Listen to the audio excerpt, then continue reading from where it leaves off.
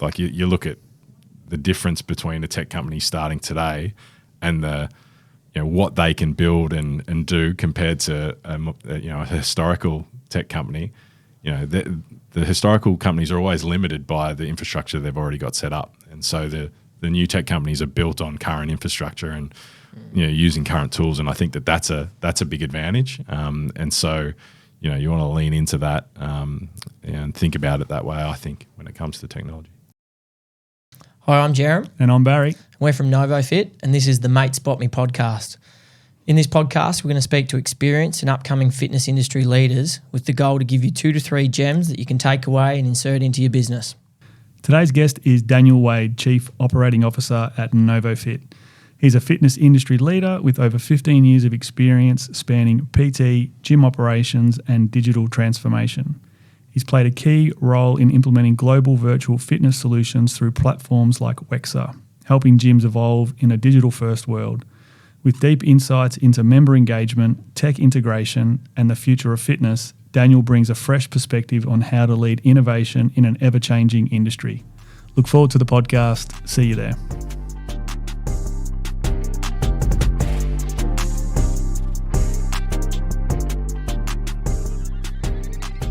So, Mr. Waide, thanks for joining, mate. Obviously, we're all part of the same team, so this will be a fun vibe, but massive experience when it comes to digital and technology, and something that certainly Jerem and I look from afar and appreciate. But maybe probably the first question I wanted to get my head around with you, and I'd love to learn, is if you were to open a facility tomorrow and it be digitally enhanced, backed by tech, what would it look like? Yeah, thanks. Straight into it. All right.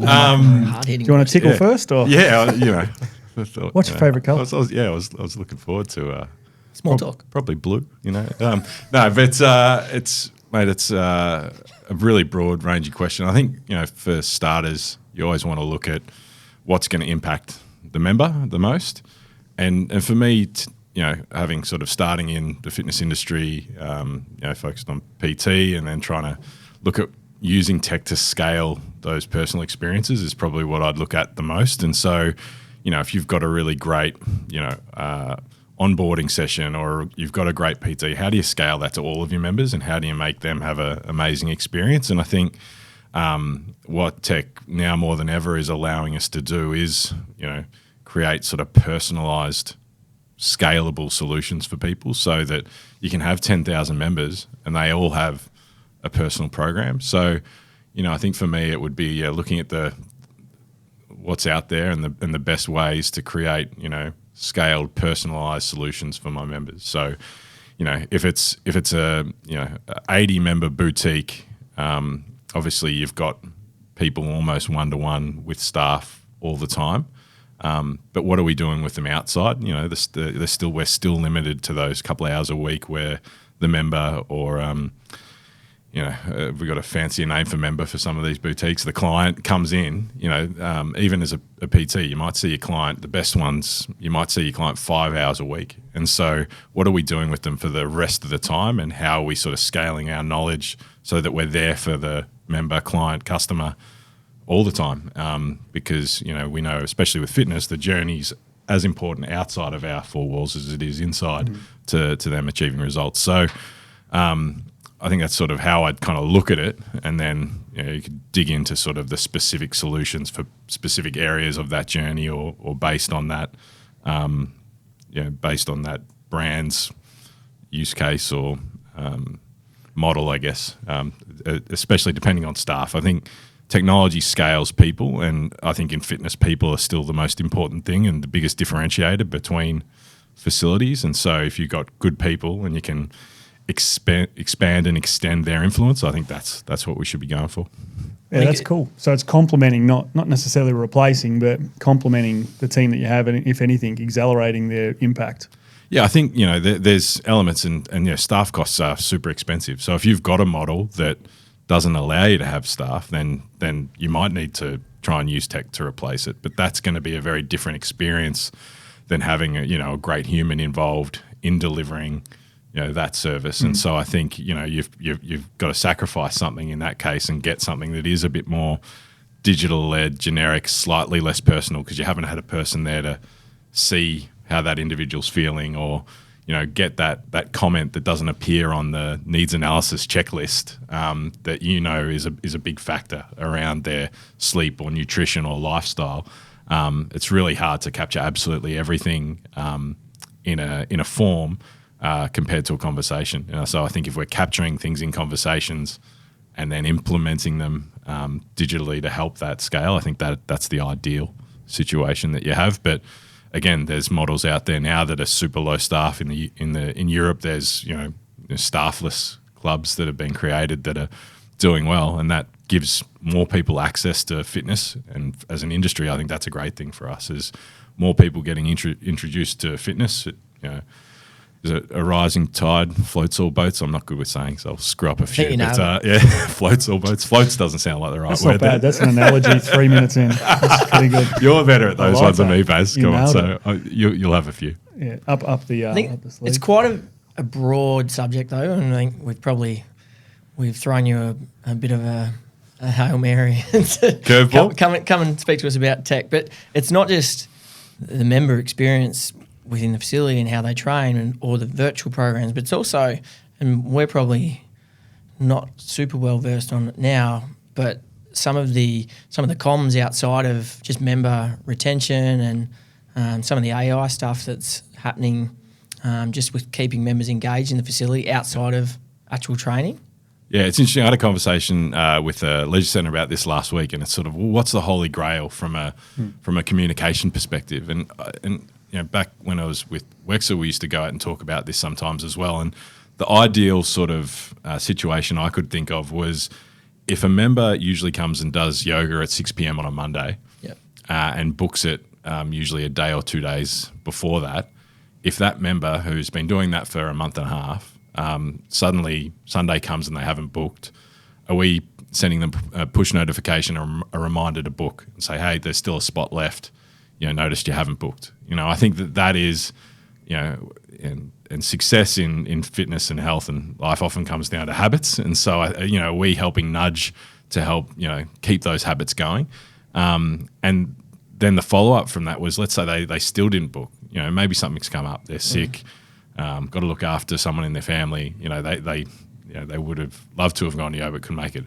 Well, to them, do we send them another push notification or a text with a link to a virtual yoga class or a 10-minute yoga for hotel rooms in case they're traveling and on the road? I think that's where we can show real value beyond the four walls of the club. And I think that's kind of, for me, that's kind of the holy grail. And I do see clubs working towards that now, and you can do that when you've got, bookings. So a lot of clubs out there still don't do bookings for their group fitness. So it's impossible to do. You don't even know who's in the class, right? Yeah. And so, while that's great and convenient, and that might lead to slightly higher numbers in your class from time to time, I think, having a booking system, even if your class isn't booked out, is beneficial in that it helps you identify those patterns and keep members on track and on journey. And we know that people who do group classes or are going to boutiques will stay longer if they are using it. And so the lifetime value of those people is better, and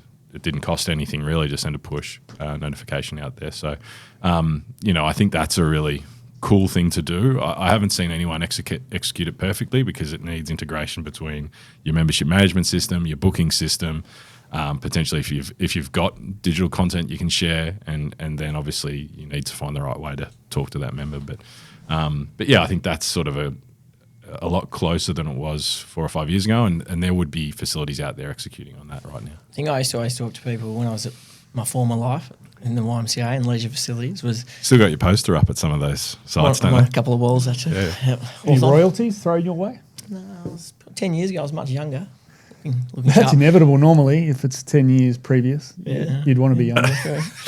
But we used to always talk about like people engaging, like if you've got competitors around you, and this probably goes against what we say as equipment suppliers, but there's treadmills in every site. There's chest presses in every site. There are dumbbells in a lot of these sites. So what is it that keeps people at your facility? And we used to always talk about it's minimising the floaters. So we'd have 20-30% doing group fitness. Then there might be another 10% that are engaged with PT. There's another 10% that are engaged in getting programs written for them. So you've got, depending on the site, 50 to 60% of what we'd call floaters. And they were just members that come and use your facility but aren't engaged in your programming or expertise at all. So it's providing an easy way for people to be able to engage digitally as well. So getting something that they can't get at the boutique 24/7 down the road, where they can just go and use the equipment, they're actually still getting something specific from you. And that was always a challenge for me. And then on top of that there's so many online programmers now. So I haven't seen anyone do it well where you're engaging with a group or multiple online programmers and actually integrating them into your business, because you used to really give me the irrits with how many people were making money off their clients using our facilities, and we weren't part of that at all. I think what happens too with those online providers, they're really good early, and then they get to a point where they've got a good following and people want their programs and people want their form, but they scale and then they lose the quality. So it's like when you've got 40 clients that you're preparing content for, and it's bespoke and it's supportive, then you get to 400. The temptation is to just replicate that times that much. And I think that's where AI and the digital platforms that you play with can be really helpful. I think eGym Genius is such a cool software program that you're pulling from millions of data sets to bring it down into a personalised experience. And we've joked about it before. It's the scale of hyper personalisation. It's like doing that is far easier than we used to think. Squeezed a lot of buzzwords in there too, which is the goal for this podcast. We were trying to get as many as we could, right? It is called buzzwords. Buzzwords. Mate, spot me. Check it out. Mate, spot me. Yeah. You've got to say it right. So we've got two in. But no, I think I agree. I think there's a couple of ways to look at it too, though. If you've got I think it's EOS in the US where they actually have influencer rooms. And so they encourage the influencers come in, shoot there with their branding, their look and feel in the background, so that when people are seeing it online, well, that's where I go to do that. And so does that generate membership? And I think they use another shameless plug, but they use eGym there for their trainers. And so, you only get the best features if you've got a trainer. We have different models here generally in Australia with how the trainers work. And so it is quite separate to the facility. But to your point before, Jez, around who we've got on like the floaters, I would say most gyms, the floaters is where they make their money. It's like that's people using the gym floor.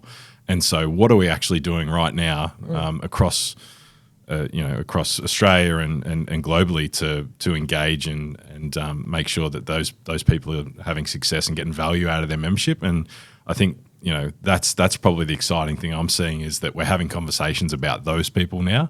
And the programming is still obviously key, and we're big fans of group classes, and I think we've all got PT backgrounds initially, and so we all believe really strongly in the impact and the value that has for the individual. But those people coming in who either can't afford it or haven't got the right timing to do the classes and those sorts of things, they're only available at 10 at night.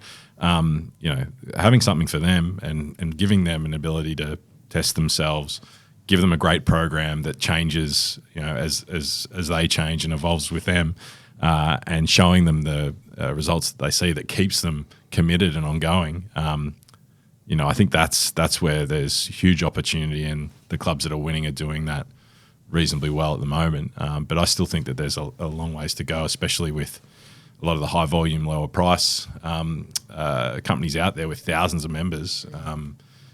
If they can get that right, it makes them so competitive against clubs that have classes and are still trying to do both. Yep. With obviously your global reach and being involved in implementation in different countries of tech, and particularly on demand and those things, you would have seen it done really well, and you probably would have seen it done poorly. Yeah. What are some of the bigger mistakes that you see operators and health clubs and facilities do when they're implementing digital or technology? Yeah, probably like speaking specifically about sort of virtual fitness in a group fitness room is probably the best examples I can share with of that. And so I think the easiest thing to do with any product, and probably traditionally you can get away with this a bit more, is you put the piece of equipment in and you walk away and hope that people use it. With digital and with our expectation around it, you can actually measure the success of the equipment. And so you need to activate it to not just to justify it, to get value out of it. And I think we're starting to do that a lot more with traditional gym equipment as well. We can actually see the usage that it's getting.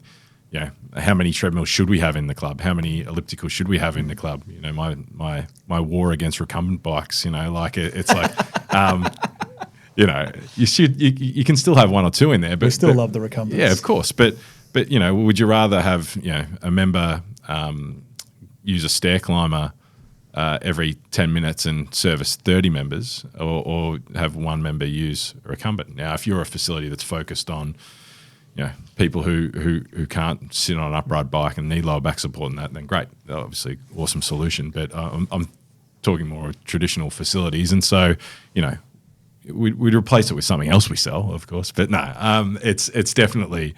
I think, you know, we're getting better at that, but we still sort of just accept and expect that we're going to get a bunch of rigs, racks, dumbbells, treadmills, ellipticals. But when it comes to digital, we've got to prove it, because you can measure it.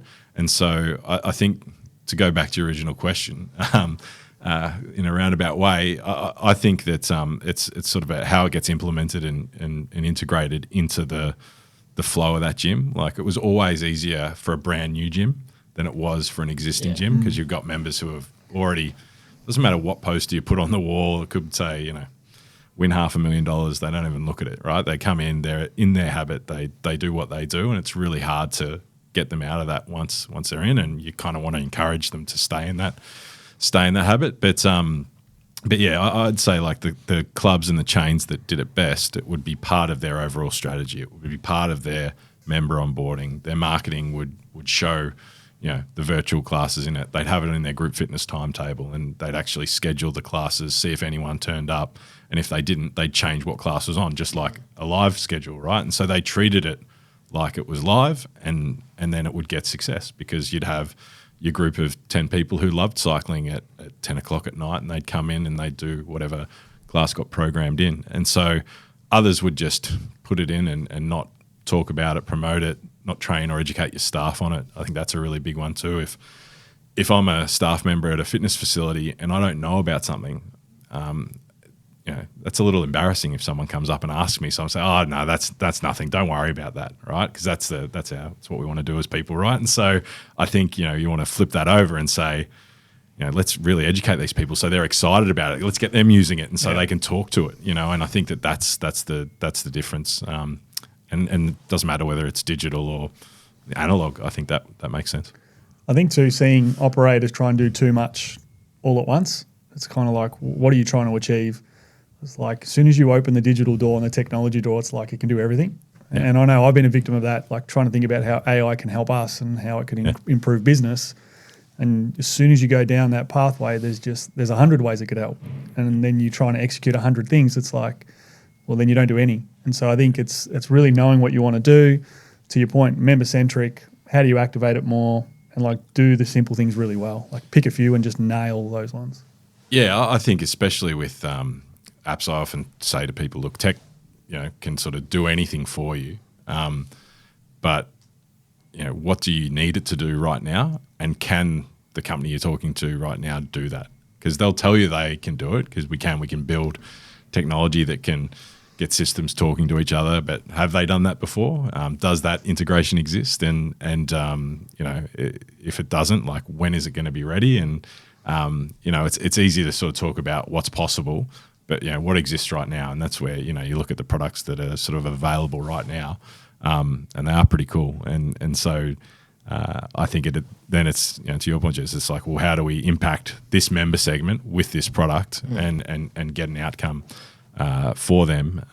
And I think if we're looking after the members, the rest takes care of itself. I think it's like, we had a conversation with another guest about recovery, and it's a similar thing. It's get your basics right, and then look at how you can layer this in to still be within within your lane. So you're not trying to be anything that you're not as part of your business. I think it's really important. Like, I think tech too is once you're in, it's kind of you build the platform, you do that really well, then you can build in another, you do that really well, and you keep bolting on. Yeah. To your point, integrations, it's kind of like if you go to a tech company right now and say, can you do this? They're like, yeah, of course. Yeah. We just need to implement it and integrate it and work on these things.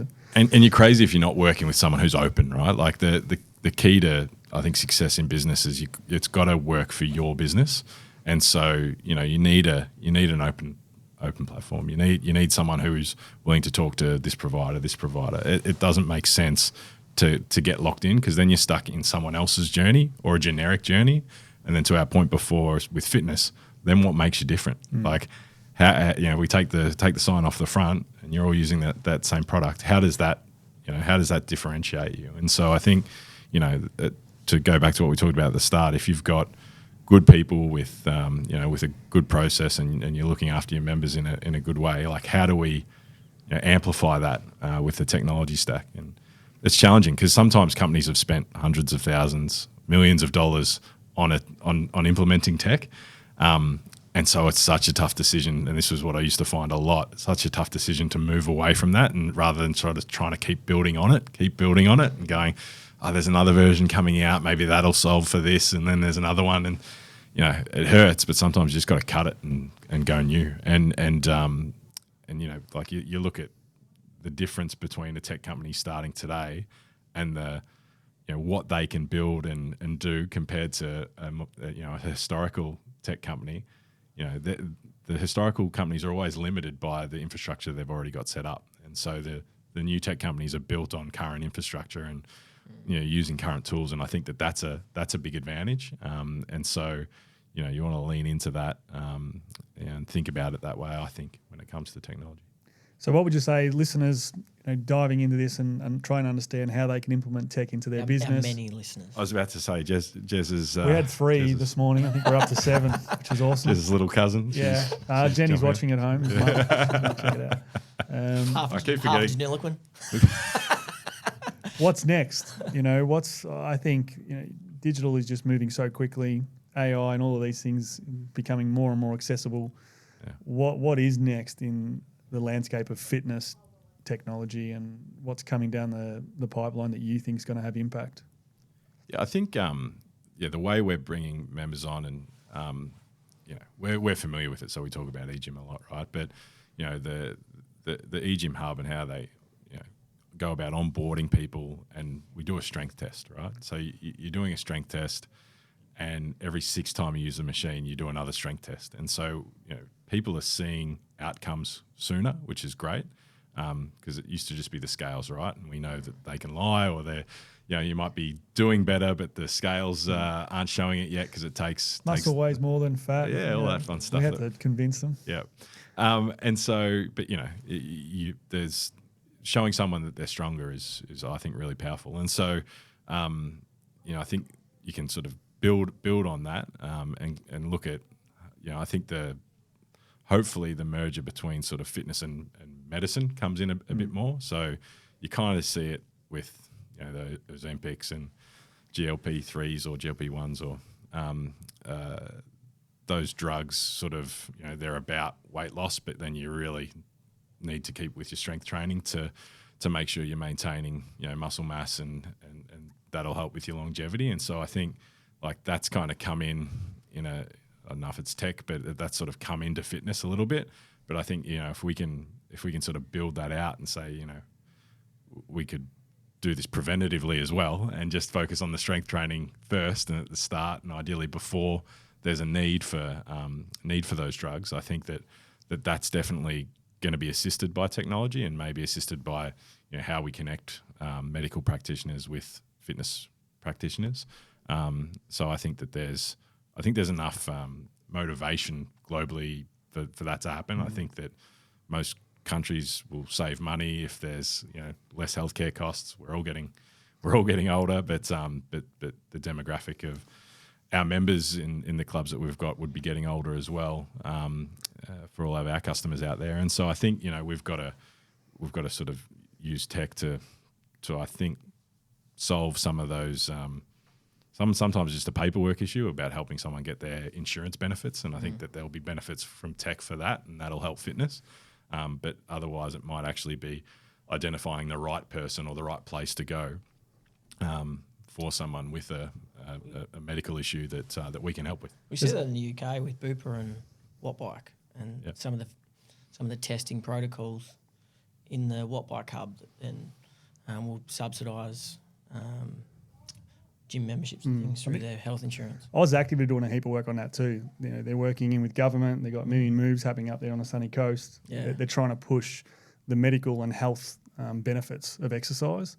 I think what we learned during COVID was that, you know, the health and fitness world was we were lined up with pubs and bars and not necessarily, you know, medical benefit. And so I think AusActive working with government, trying to get a real groundswell of understanding that there's a far greater impact. And I think where digital can support those, the metrics of what the results are and what the impact is on the community is definitely a powerful tool. So yeah, mate, I reckon that's spot on. I think, you know, we couldn't prove that we were having a positive impact on health, and that was part of the reason that there was obviously we got locked down harder than most industries. But yeah, I think if we're showing outcomes, like we can start.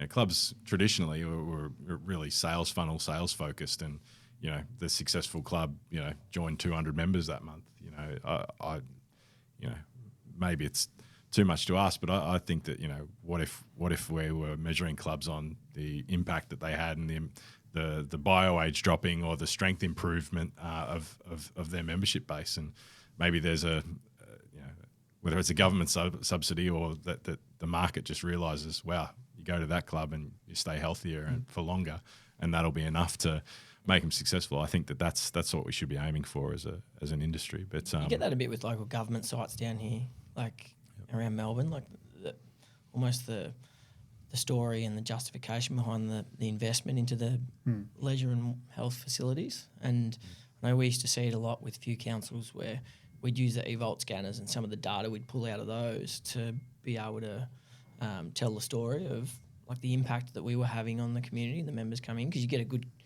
catchment of data. Yep. And yeah, it was, but that was 5 or 6 years ago. Like it's obviously come a long way since then as well. So Daniel, digital can hyper-personalise at scale. That's a good flow.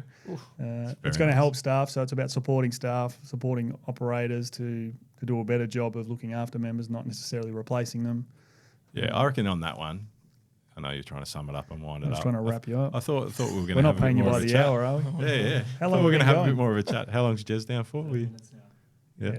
I think we came we're up. 30. No, keep you don't going. want to hear it? No, I think that's important though. People, it's interesting because the last guest that we ran through this morning. You keep saying you've had other guests. Are you just trying to make me jealous? What's going on? No, You know, you weren't the first. I think what he's trying to do is layer a foundation of professionalism. Like, this is not our first time. And you're trying to paint us as absolute amateurs. So thank you.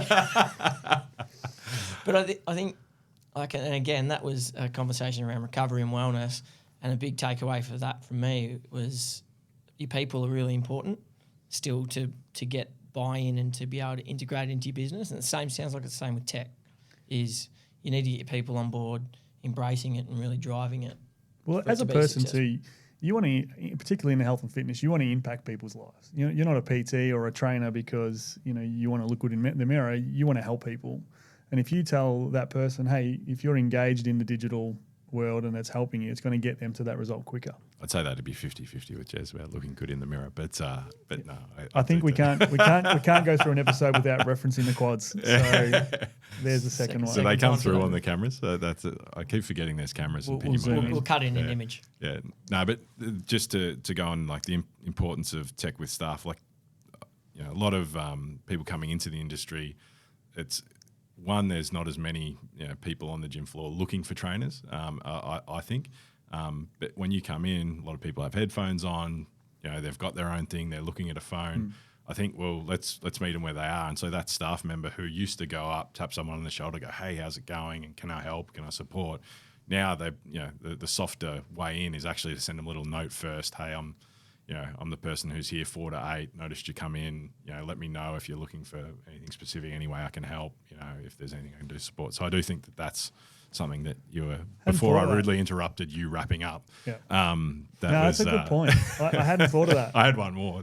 I really like that, and I think the hit and split of the old days where you're trying to speak to someone on the gym floor. To your point, they're not necessarily there all the time. So an opportunity to connect in a soft way and work with somebody, I think, is cool. But yeah, mate. I don't like talking to people at the gym. No? When I'm training, no. Seems I don't know. I talk a lot. That's because you got 150 kilos on the squat rack. People are like, you get can't be disturbed. When you do what we do, you get to a certain point. I say this to Katie, you get to a certain point. I've got no words left. I've been speaking to people all day. I think it's 10,000 a day, isn't it? That's a lot of words. But mate, appreciate you jumping on. I know our listeners are going to be really happy with what you've brought out today.